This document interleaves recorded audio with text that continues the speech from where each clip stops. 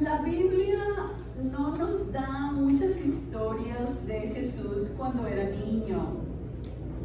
Yo solo recuerdo, quizás ustedes también recuerden, cuando tenía alrededor de 12 años que se perdió y lo encontraron 3 días después en el templo, dialogando con los sacerdotes y los líderes religiosos, demostrando su inteligencia y su sabiduría a tan temprana edad. Pero yo les voy a contar una historia de él que no está en la Biblia, pero que enseña de que él ya era muy inteligente cuando estaba más chiquito.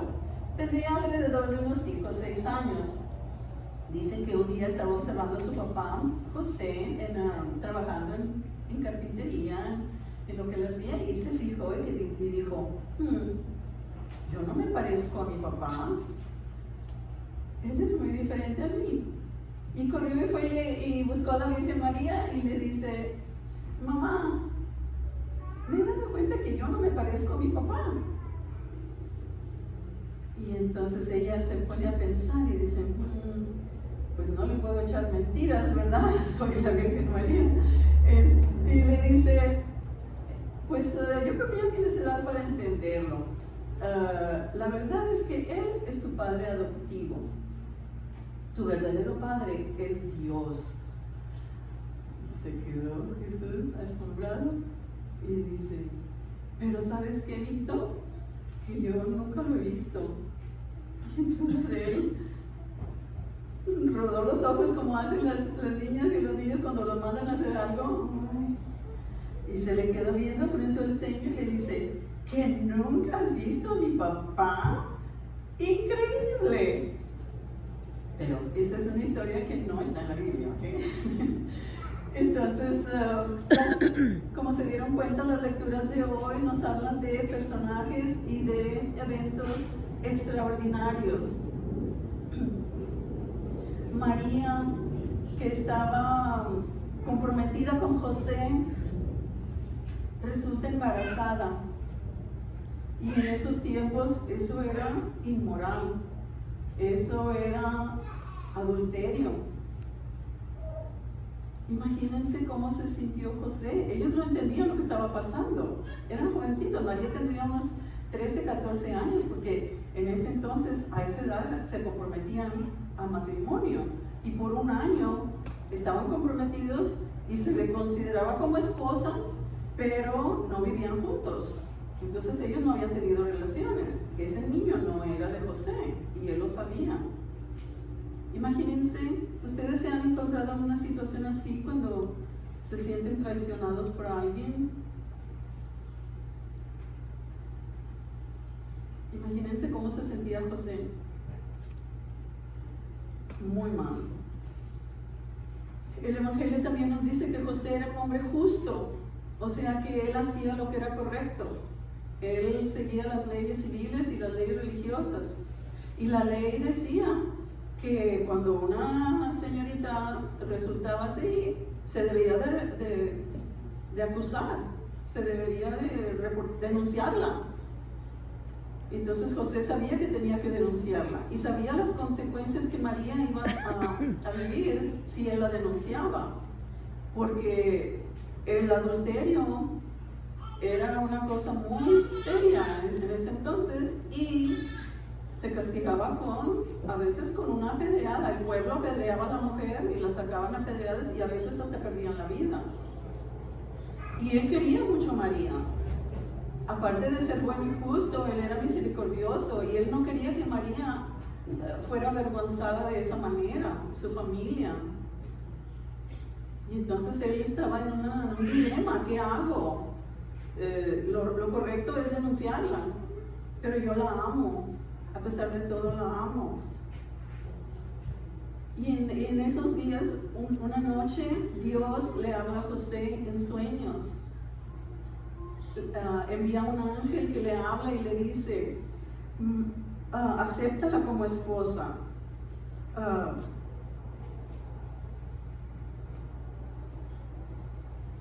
Y ponle por nombre Jesús, porque Él va a venir a salvar a su pueblo de sus pecados. Y entonces José, como era muy creyente, tenía mucha fe en Dios, él obedeció a Dios y tomó a María como esposa y aceptó la responsabilidad de criar y ver crecer a Jesús y abrirle el camino para que viniera a este mundo a salvarnos. José obedeció y aceptó el plan de Dios y colaboró para que viniera al mundo el Salvador anunciado por los profetas. ¿Se acuerdan la primera lectura, lo que decía? Era del libro del profeta Isaías, donde dice que Emmanuel vendrá al mundo a través de una jovencita, y que Emmanuel significa Dios con nosotros, que el Hijo de Dios iba a estar aquí entre nosotros como ser humano. Entonces eso ya había sido dicho por los profetas muchas veces antes de que esto le sucediera a José.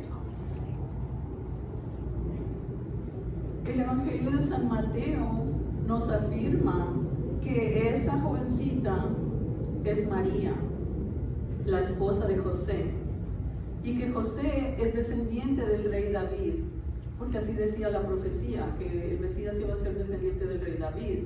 Y las escrituras, los versículos antes de esta lectura nos dan toda la genealogía completa de Jesús y prueba de que Jesús es descendiente de David a través de José, que fue obediente a Dios y cumplió lo que Dios le encomendó. La fe y la obediencia de José y de María fueron extraordinarias, porque ¿qué haríamos nosotros en esa situación de José? ¿Le desearíamos el mal, venganza a la persona que nos traicionó? Probablemente sí, ¿verdad? No somos tan fieles como él, pero José no, él obedeció a Dios y le cumplió. Entonces la fe y la obediencia de María y José fueron extraordinarios y son un modelo para nosotros, un modelo de amor, de obediencia y de perdón. Las lecturas de hoy nos invitan a que así como José perdonó, amó y aceptó a María tal como estaba en esa situación, tal como era, permitió que viniera el niño Jesús a este mundo a través de María, y él que se comprometió a criarlo y a educarlo. Así nos invita a nosotros a perdonar, a amar y a aceptar uno al otro tal como somos.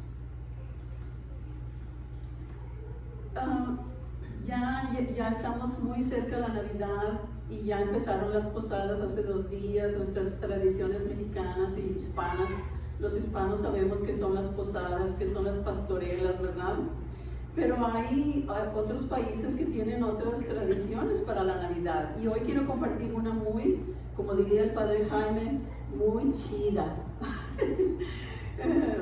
Nuestros hermanos polacos de Polonia, ellos tienen una muy bonita y muy antigua tradición que acostumbran a hacerla el día 24 antes de la cena. Ellos ven al cielo y cuando ven la primera estrella empiezan.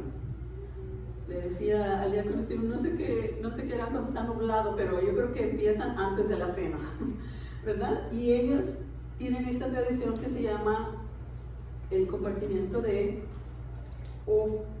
Oplaki. Y cuando es una se dice Oplatek. Es una oblea, como las obleas de México con cajeta, ¿se acuerdan? Bueno, es igual, pero ellos la relacionan con la Eucaristía, Dios con nosotros. Y ellos llevan este recuerdo de la misa de la iglesia a casa. Estas obleas no están consagradas, solo están bendecidas. Y entonces el líder de la casa, la mamá o el papá o el abuelo, empiezan del más a grande de edad hasta el más chiquito y hasta los animalitos también. Y lo que hacen es que la quiebran y el pedacito que quiebran se lo ofrecen a los demás, un pedacito a cada quien, lo van quebrando. Y cada vez que la quiebran y se lo ofrecen a alguien, le dan un buen deseo. Te deseo buena salud para el próximo año. Te deseo paz en tu casa, en tu hogar. Te deseo prosperidad para el próximo año y el resto de tu vida. Te deseo el amor de Dios. Y una muy importante es, perdóname si algún día te ofendí. Esa es la que me pareció muy especial. Porque así ya, si hubo algún rencor, si hubo algo entre esas dos personas, ya ahí se le está pidiendo perdón. Perdóname si te ofendí. Y entonces ya se empieza de nuevo ya con un corazón limpio. Entonces esto lo comparten el día 24. Y cuando algunos de ellos las hacen, así como para las tortillas, pero tienen imprimido figuras de Navidad. Motivos navideños, pero una es de color de rosa, y la color de rosa es para compartir con las mascotas y con los animalitos, porque ellos recuerdan de que el día que el niño Jesús nació estaban de testigos los animalitos, ¿verdad? Es lo que la tradición nos muestra en las tarjetas navideñas, en las películas, en los videos. Entonces, al salir de la misa, yo voy a compartir estos con ustedes y nos vamos a desear buenos deseos, pero lo principal es recordar que Dios está con nosotros a través de la Eucaristía, y por eso venimos a misa, para recibirlo, y esto para ellos es un recuerdo en casa de que Dios, Emmanuel, está con nosotros. Esta es la última semana de Adviento y nos preparamos para recibir a Jesús esta Navidad. Y con esto no olvidemos el Salmo de hoy, que dice: el Señor va a entrar el Señor, Él es el Rey de la Gloria.